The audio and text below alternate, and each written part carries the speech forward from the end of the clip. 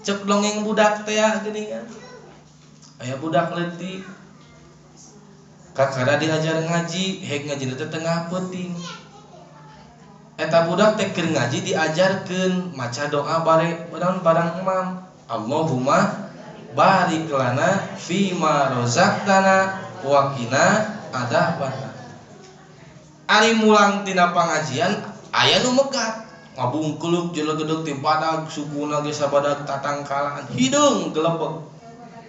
Inget cek guru ngajina, di mana wae urang keur kumaha wae urang lamun rek ngalaksanakeun naon atawa urang sieun maca doa. Dan nu apal doa barang tuang hungkul eta jolong ngadoa ngangkat parangan Allahumma barik lana bima rozaqtana wa qina adzabannar. Eta juri eta jin lompat na becil. Ditanya ku jin anu sejena, kunaon maneh make kadu lompat? Kakaraeun urang seumur hirup jadi jin dilecehkeun ku budak leutik. Nah make dilecehkeun? Kakaraeun urang rek dihakan ku budak leutik.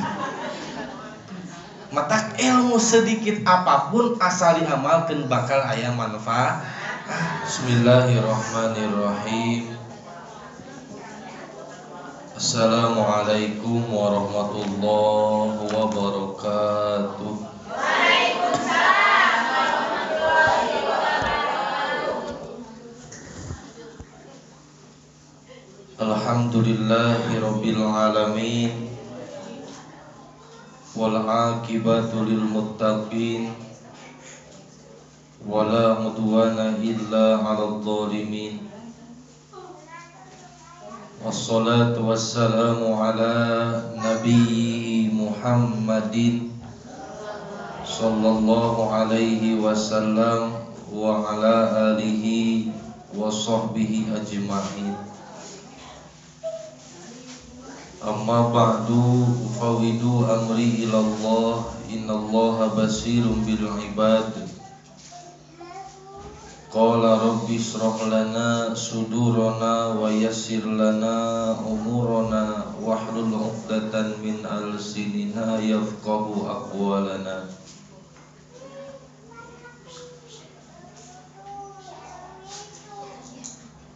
Para ibu sadayana,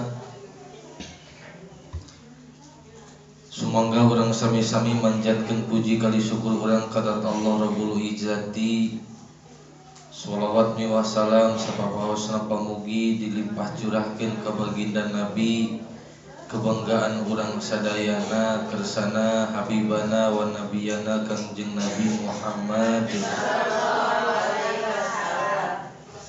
tekakantun kulawargina sahabatna tabi'in tabi'atna malah mandar. Pamugi urang sadayana dina engke jaga poe kiamah diangkeun janten umatna, amin ya Allah ya Rabbal alamin. Alhamdulillah dina deunget ayeuna urang masih kena dipaparingan ka istiqomahan ilmu, ngalaksanakeun sapalihna parintahan Allah, tholabul ilmi. Pamudah-mudahan ladang ilmu anu disuprih ku urang ge dipaparinan kakiatan ku Allah pikeun ngamalkeunana.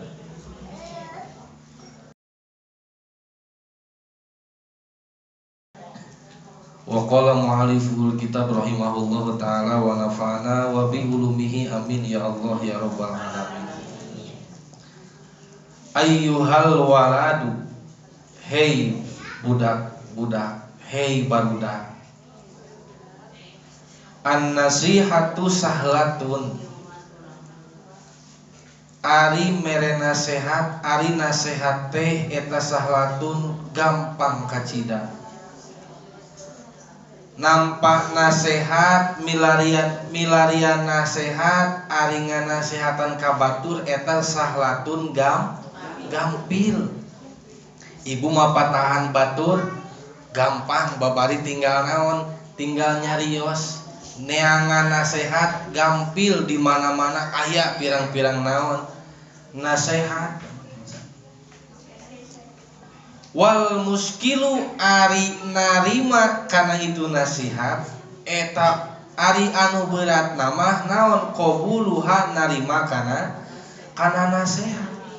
Ibu nganasehatan batur mah patahan batur mah babari. Ih babari pisan. Nya. Atawa ibu hayang menang nasehat, neangan nasehat tinggal angkat ke pangaosan pasti aya pirang-pirang nasehat. Ngan wal muskilu anu berat nama naonana qabuluha narima kana eta naon. Ibu teh angkat di bumi masing-masing ka pangaosan hayang menang nasehat, ari teu nasehat anu ditampi ke urang teh teu matak pikaresepkeun ka urang. Atanapi nasehat nate perkara anu ku urang sok dipigawe jadi seolah-olah nyindiran ka urang da eta urang gedeg ka pangaosan teh nya Bu. Hanya akal milu ngaji ari sugan teh matak naon menang dalil jang menangkeun urang supaya ngagogoreng batur. Sing horeng teh kalah anu diomongkeun ku ajengan teh naon perkara anu matak nyacad kana pagawean urang teu hayang deui suk mangaji teh. Teu anu abot mah naon nampi kana nasehat nampi papatah. Nah bet kitu saur Imam Ghazali li annaha fi madaki mutbi'il hawa murratun.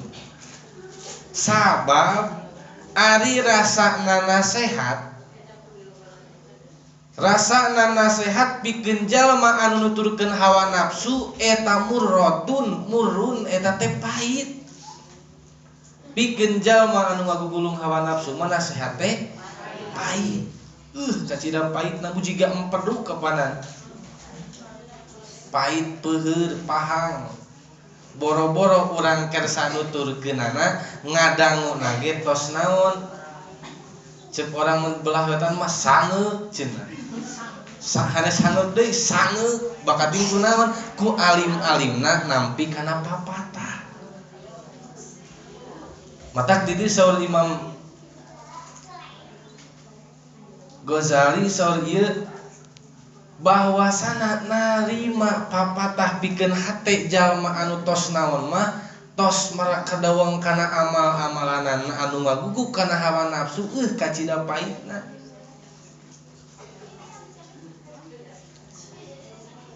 Hok ibu geuna aya murang kali mapatahan bapak-bapak nu tara ka masjid mang wah bapak cik atuh salat era ku umur geus kolot maneh mapatahan ka kolot deuh kalah malikeun saha maneh cenah wani mapatahan ka urang kuduna ge dibalikeun saha urang bet teu daek narima naon papatah.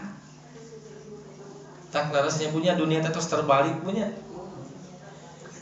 Kapungkur mah jalmi teh ridho ditarima dipasihan papatah, ayeuna mah ridho keneh mere papatah tibatan kudu narima naon? Papatah. Naon sababna? Sabab urang mah rumaos bu abdi oge resep keneh ngagugulung kana hawa nafsu. Ih ngaran-ngaran abotna. Komo urangna keur emosi dibere papatah ku batur. Geus ulah kikituan era geus kolot. Kalah beuki urang teh lain kalah reureuh geuning punya. Kalah beuki naik emosi teh darah tinggi we ka itu. Padahal lamun diemutan ku logika aya jalmi nu teu damang. Angkat ka dokter hoyong naon? Hoyong damang. Cek dokter teh disuntiknya teu meunang disuntik. Ulah disuntik cek anu naon teh? Cek anu hareeng teh damang mah. Jol nyaram ka dokter teu meunang disuntik. Atau impus teu meunang diimpus, dirawat teu meunang dirawat, atau dioperasi teu meunang dioperasi, atuh rek iraha damang. Da di mana-mana ge nu namina landong mah pahit. Dipasihan landong nu pahit, hayang nu amis puguh diabetes, jadi we gulana nambahan deui, atuh teu damang. Mata pikeun jalma anu ngagugulung kana hawa nafsu mah rasana nasehat teh naon? Pahit. Idil manahi sanyana ari kana pirang-pirang larangan Allah jalma anu ngagugulung hawa nafsu manaon mahbubatun fi qulubihim eta teh karesepna. Dititah salat jalma anu tara salat mah justru urang bebetah keneh ninggalkeun naon salat.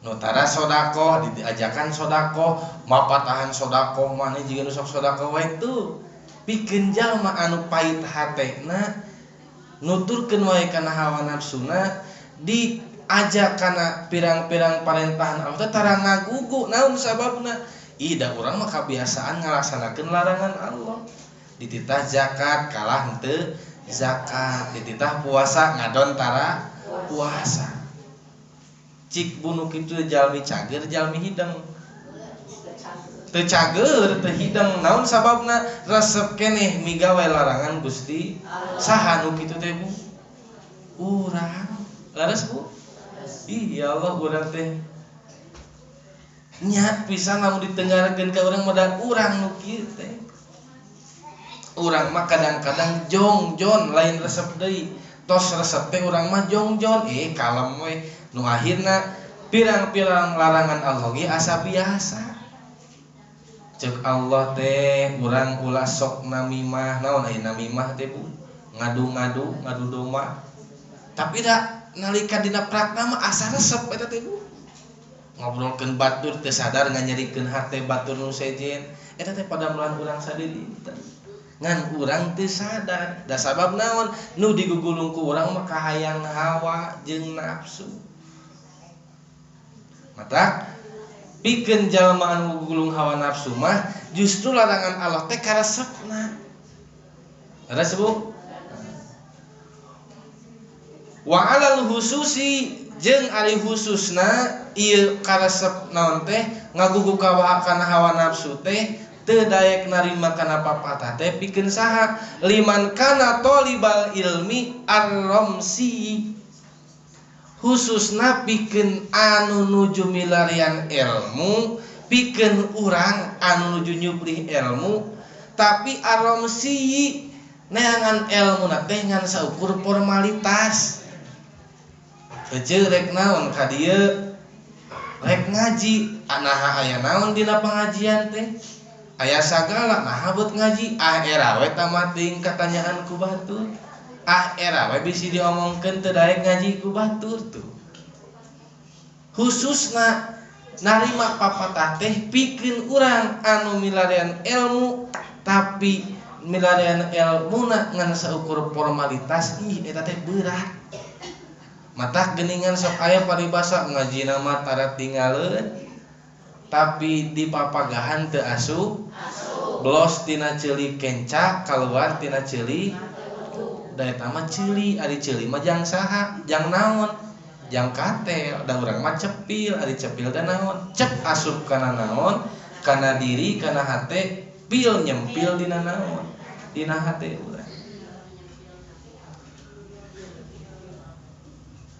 pikeun jalma anu milarian ilmu na kursa ukur titel wa mustagilan jeung anu katungkul fi padlin nafsi pikeun neangan kaunggulan diri nah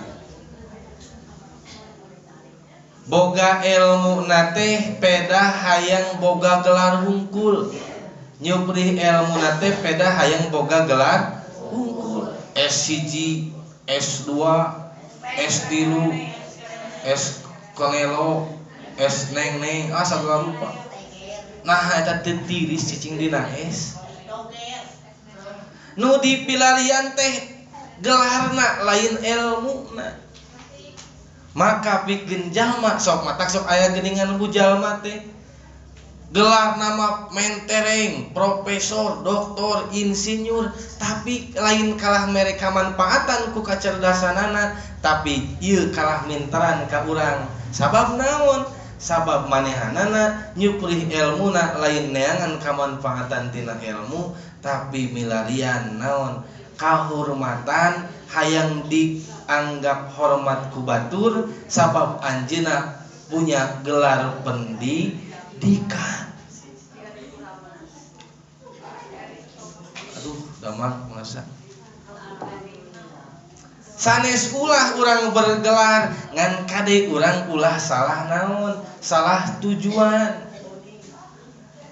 da teu aya bu syarat saur Allah teh lamun anjeun hayang asup ka surga kudu bergelar profesor aya henteu teu aya ulah sampikeun ka urang tipalitak ku gelar urang urang jadi jalma anu hayang dijumawakeun ku batur. Sok da ayeuna mah kitu Bu. Diulam we ke hiji tempat hegelarna teu disebut da punung atuh. Profesor aing teh cenah kuliah teh mang tahun-tahun beak 50 juta teu disebutkeun. Atawa nu ibadah haji teu disebutkeun gelar hajina teh. Aing teh haji teh 35 juta, acan meuli oleh-oleh, acan ongkos can nungguan 12 tahun, dar teu disebutkeun hajina. Naon maksudna? Teu. Mata jalmi anu ngagugu hawa nafsu mah sanajan gaduh gelar tinggi oge moal naon? Moal kersa narima papatah. Cobi ibu emutan, Imam Syafi'i gaduh gelar henteu? Teu sugan Profesor Syafi'i henteu? Imam Abu Hanifah, Imam Ghazali, teu gaduh gelar tapi sarolehna tos terjamin ku Allah. Nya. Berarti sanes gelar anu matak manfaat jang kahirupan, tapi ladang ilmu anu ku urang dikaji, anu ku urang dipelajari itu nu batak nganterkeun kana kamanfaatan dina kahirupan. Mata sok aya paribasa kieu di urang mah Bu. Da ari gelar mah sami jeung ijazah. Ari ijazah teh tanda urang beres atanapi mengalami jenjang pendidikan eta. Ibu gaduh ijazah SMA, berarti ijazah teh ciri ibu pernah sekolah SMA. Da cantang tuh ilmu nama naon leuwih rendah keneh batur teu ngalaman SMA. Aya mahasiswa pertanian turun ka lembur gaduh teori, gaduh ilmu tapi dina pelaksanaanna manfaat keneh saha? Manfaat keneh tukang tani nu teu sakola-kola acan kapana. Naon sababna? Sabab gelar, sabab latar belakang pendidikan teu ngajamin kana kamanfaatan. Nu manfaat mah nu mana? Nu prak langsung diamalkeun. Sanajan ilmu ngajugrug nepikeun ka kitabna ge di lomarian, ti juru dapur nepikeun ka juru ruang tamu lomari buku jeung kitabna hungkul, upami teu dimanfaatkeun mah nol buta aya nilaina. Asa abi eta teh. Asa urang pun begitu teh. Urang ngajugrug baju sejarah ieu teh paragi pengajian ka masjid anu, nu ieu paragi ka majelis taklim anu. Tapi teu nimu ladang latina ngaos teu diamalkeun, maka anu tinggal ngan saukur sejarah acukna wungkul teu aya kamanfaatan naon-naon. Raskeun. Wa manakibid dunya jeung komo deui bakal karasa beratna pikeun jalma anu ngudag-ngudag kana dunia sapertikeun tadi teh. Fa innahu yasibu anal ilmal mujarrad lahu yaskunu najatun wa hasaluhu fi. Sabab sanyana maranehanana anu naon anu teu kersa narima kana papatah, anu ngagugulung kana hawa nafsuna, gaduh gelar pendidikan anu luhur tapi teu daek ngamalkeun, gaduh naon boga ilmu anu luhur tapi hayang boga dieuleuk-euleuk ku batur, jalma golongan anu kitu mah boga rasa yen kieu sanyana ku ilmu anu dipiboga teh matak nyalametkeun kana kahirupan manehna di dunia. Cukup urang mah kuboga ilmu ge, cukup urang mah kuboga kapinteran oge, teu kudu ngamalkeunana, da ku nitah batur oge geus jadi meunang ganjaran. Aya nu kitu Bu? Abi deui wae.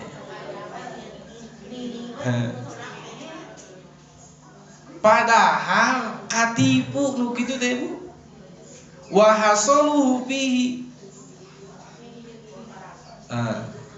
Wa annahu sabab sanyana ari naon? Ari ilmu eta mustagnin tatagenan itu ilmu alal amali kana naon? Kana amal. Sanajan ilmuna numpuk, teorina pinuh tapi tanpa beramal moal aya guna. Nah, ibu melak pare nu diarah naonana? buahna parekna. Ibu melak tangkal cabe nu diarah naonana cengekna. Nu ibu melak atau ibu ngukut hayam nu diarah naonana dagingna atanapi endogna. Ieu mah ibu ngukut hayam mang tahun-tahun endogan teu awakna kerempengan saukur tulang talengjang naon di paraban unggal poe. Laras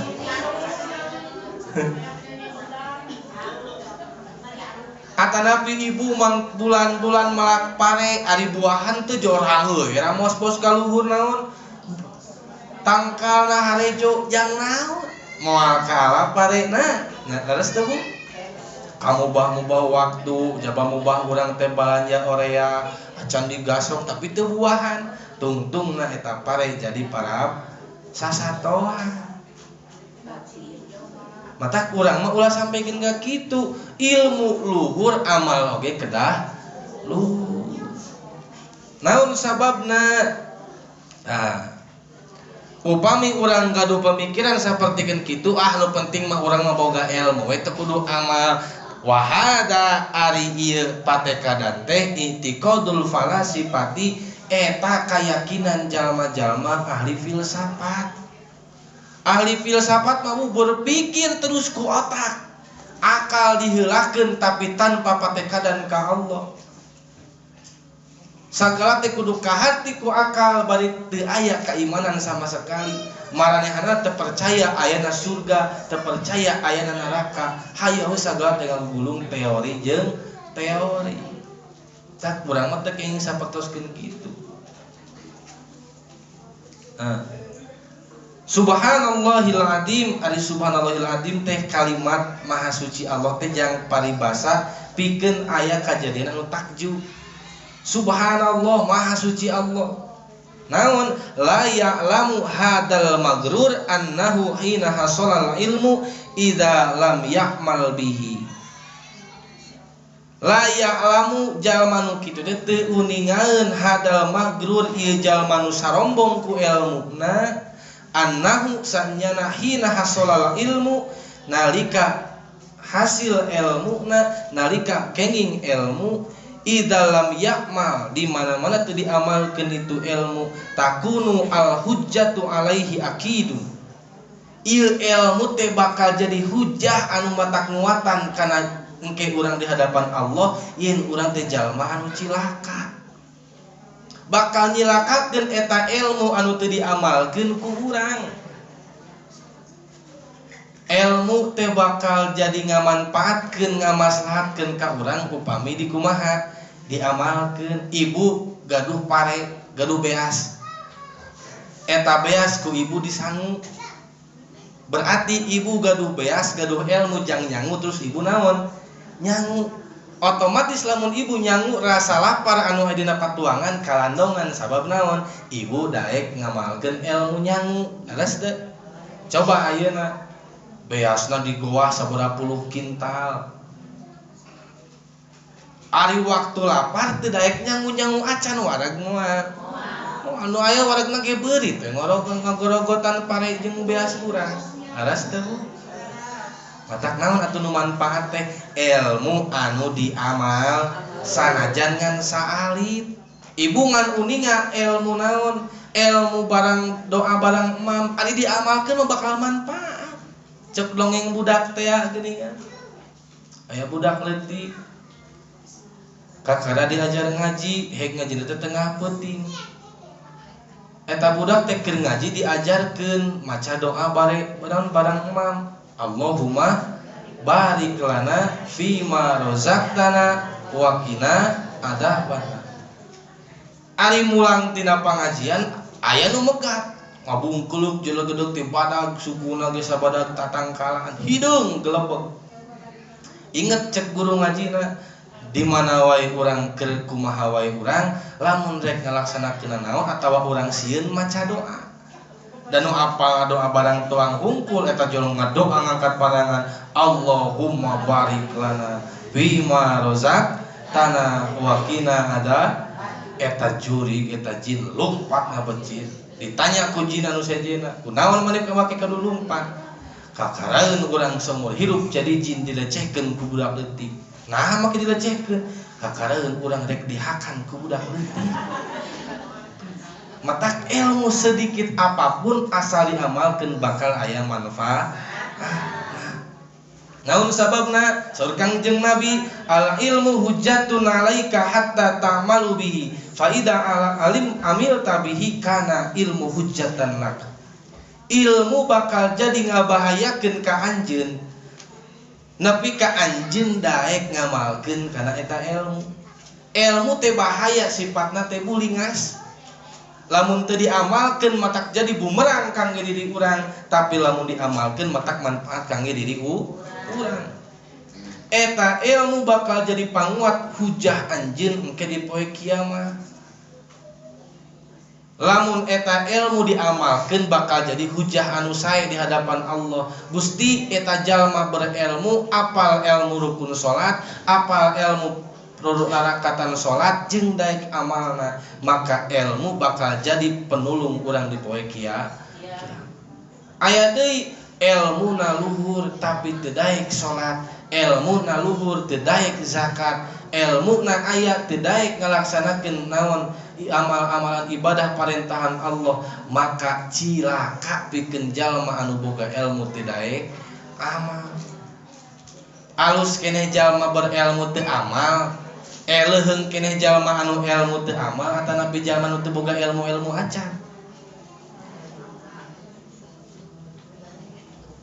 Jalma anu alim terang ilmuna ilmu salat teu daek salat doraka. Ngan masih keneh leuheung keneh mana? Leuheung keneh jalma anu teu boga ilmu jeung teu daek amal. Naon sababna? Misalkan aya mualaf kakara lebet Islam teu apal ilmu puasa dihampura ku teu apalna. Naon sababna? Can gaduh ilmuna, tapi jang urang anu tos gaduh ilmuna dan teu ngalaksanakeun amal, maka eta doraka kacida. Saha nu kitu Bu? Urang. Asa kasempadan punya hapunten. Dai menyempadan abi ngan dimangajakeun ka ibu sadayana. Saur Kangjeng Nabi, ibna Adam ati rabbaka tusamma akilan wala ta'sihi fatusamma jahilan. Anjeun kudu taat ka Allah, maka di mana-mana urang taat ka Allah direken ku Allah urang teh jalma anu berakal. Wala ta'sihi jeung ulah maksiat anjeun ka Allah fatusamma, maka lamun anjeun maksiat ka Allah dingaranan anjeun teh jahilan jalma anu bodoh sanajan berilmu. Contoh, ibu aya jalma opatan, nu hiji jalma lolong nyabak kana kabel kurunyud ka naon kasatrum gubrag maot wajar naon sababna lolong. Nomor kadua, aya budak leutik tataekan kana pager aya kabel kurunyud kasatrum wajar. Katilu, aya nu gelo tataekan kana tiang listrik kurunyud ka naon kasatrum wajar. Ayeuna nu kaopat, titel ajengan, titel profesor sarjana kelistrikan geus terang aya peringatan gambar tangkorak, awas listrik tegangan tinggi, jol teh dicabak kurunyud maot wajar henteu? Nya henteu, sabab naon? Akalna sampurna, ilmuna gaduh, jeung teh dender teh diamalkeun, nu akhirna cilaka 12. Cilaka ku pola sorangan teh nu kitu. Matak wajar keneh jalma budak jeung jalma nu gelo mah da teu apaleun eta teh listrik. Tapi jalma pinter geus apal eta teh listrik. Jiga si kabayan geuningan. Ieu naon dihareupeun? Jiga teh kotok. Cenah namanya teh kotok di deuketan. Amanya teh kotok di ameuan mang-mang keneh. Tungtungna dicolek eta ku si kabayan teh kotok dilamut. Aya geus dilamut teh diburakeun bebeja kasih Semar. Tuh Bapak, eta teh kotok cenah. Geus puguh teh kotok. Jol teh di naon? Diletak, jol teh di kumaha? Di ameuan. mata jalma anu waras mah ku ningali peringatan ge tos cukup teu kudu dipraktekeun itu. Teraskeun sakitu. Kama qala Rasulullah sallallahu alaihi wasallam asyaddun nasi abadan yaumal qiyamah alimun la yanfa'uhu Allahu bi ilmi. Pang banget siksaan ke di poe kiamah teh siksa na teh nyaeta pikeun jalma anu alim, ari alim teh jalma anu ngarti gaduh ilmu layan pang anu teu daek ngamalkeun kana ilmu. Nah, ya Allah ya Rabbana. Asa urang teh dikuatan ku hadis Kangjeng Nabi nu dina hadis nu sanesna. Yu'maru bil ilmi ilanar. Yu'maru aya jalma alim, jalma ngarti, ahli ilmu sok ngawurukan ka naonna, ka wargana, ka masyarakatna ku ilmuna tapi aya dina seueur neraka. Mudah-mudahan hanes guru-guru urang sadayana amin. Mudah-mudahan guru-guru urang mah guru-guru nu salamet dina siksa neraka Allah Subhanahu wa taala. Saur Kangjeng Nabi aya golongan jalma ahli ilmu tapi aya dina seueur neraka. Fatandaliku atabun batni. Bari eta jalmi alim teh siksaanana dibedel patuanganana, dikaluarkeun eusi patuanganana. Siksaana teh kacida beratna. Eta sadaya ahli neraka heran. Si ahli neraka teh ngarasakeun yen anjeunna teh geus berat siksaanana, tapi ningali jalma anu keur disiksa ku Allah nu ieu mah heran. Ieu jalma teh leuwih-leuwih ti urang siksaanana, naha naon dosana. Nalika dicakatan ku ahli neraka ieu jalmi sing horeng wa yudaru fihi nar dikurilingkeun hukumanna teh bu 100 dibedel naonana patuanganana dikurilingkeun dikurilingkeun eta naon jalma anu ahli ilmu kama yudarul khimar birohatin sapertikeun dikurilingkeun anak kalade pikeun ngagiling. Ibu terang gilingan anu ku sasatoan gilingan batu nu ageung gilingan anu digiling teh ku sato diputerkeun teh tah ieu jalmi teh dikitu diarak dikurilingkeun kana ngurilingan neraka bari ditembongkeun siksaana bedel naonana batuanganana. Sing horeng ahli neraka teh kenaleun ka eta jalmi. Wa yaquluna ahlun nar maka nararoskeun itu ahli neraka alastal ladzi ta'muruna bil khair wa tanha 'anil munkar. Nah anjeun teh nu di dunia sok ngajak kuring, sok marentah ka kuring pikeun kana ngalaksanakeun kahadean. Nah anjeun teh lain anu di dunia teh sok nitah ka kuring ngajauhan kana pamunkaran. Tapi nah anjeun beut asup kana neraka. Tapi nah anjeun beut siksaanana leuwih-leuwih tibatan kami. Saur ahli neraka. Bala diwalar ku eta jalmi anu ahli ilmu. Kunna na'murukum bil khair wala na'ti. Kami teh nya sok marentah ka anjeun migawe kahadean wala na'ti tapi kami teh daek migawe kana eta kahadean. Wa nanha anis syarrin. Jeung kami ge sok nyegah anjeun marentah anjeun kudu nyegah tina kagorengan tapi kuring teu nuturkeun teu ngalaksanakeun kana eta parentah jeung pangajak. Matak bu abot keneh nu abdi abot keneh guru-guru urang beban mah. Ibu makur beban ngupingkeun lamun keur sangamalkeun nya sae lamun teu dorakana ge moal saabot anu sok ngadugikeun kana ilmu. Anu ngadukeun ilmu mah 2 kali lipat dosana. Ieu hukumanana dibedel patuanganana diarak ngulirina neraka. Nah mudah-mudahan ahli guru-guru urang masing janten jalmi anu sae yakin ilmu na manfaat oge anjeunna tukang ngamanfaatkeun kana ilmuna.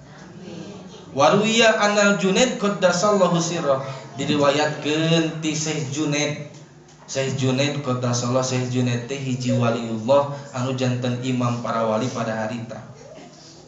Ruwiya fil manami ba'da mautihi janten kaimpenkeun Syekh Junaid dina sabada ngandunkeunana.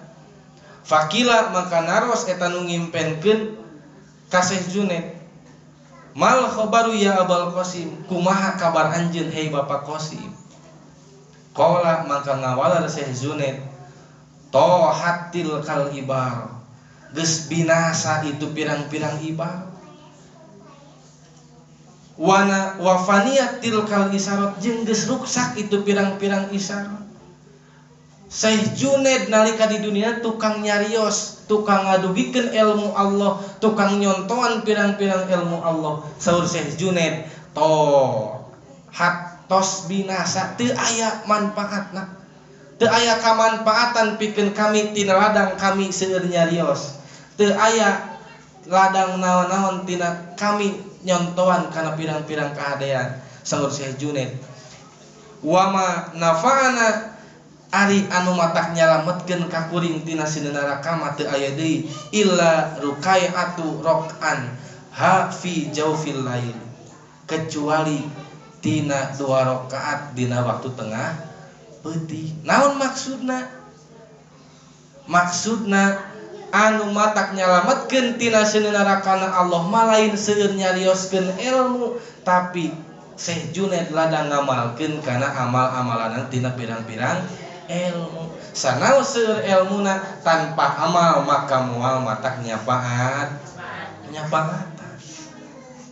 Mata kurang masing tiasa, mudah-mudahan janten ahli ilmu teh ahli ngamalkeunana ge kana ilmu. Amin ya Allah ya rabbal alamin. Pamudah-mudahan ilmu urang sing manfaat, ilmu urang sing maraslahat, oge urang sing tiasa istiqomah ngamalkeun kana ilmuna. Amin ya Allah ya rabbal alamin. Sakitu nu kapihatur hapunten tina sanes kanten kakirangan, sanes kanten kalepatan, sanes nyariosan ka ibu-ibu hapunten ampun paralun, imang emutan ka diri nyalira. Abdi nu sok kitu teh nu sok jolidar kana pirang-pirang ilmu. Hadanallahu wa iyyakum ajmain, ihdinas siratal mustaqim, wallahul muwaffiq ila aqwamit thoriq. Wassalamualaikum warahmatullahi wabarakatuh. Semoga urang sangakeun ka guru urang sadayana waktu sinaran kehormatan disanggakeun.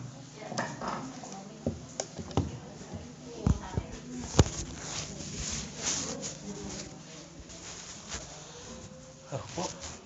Sok.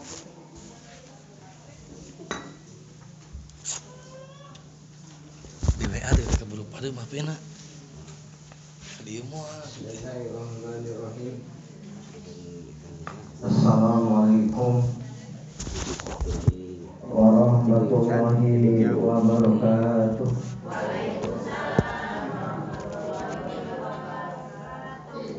Alhamdulillahilladzi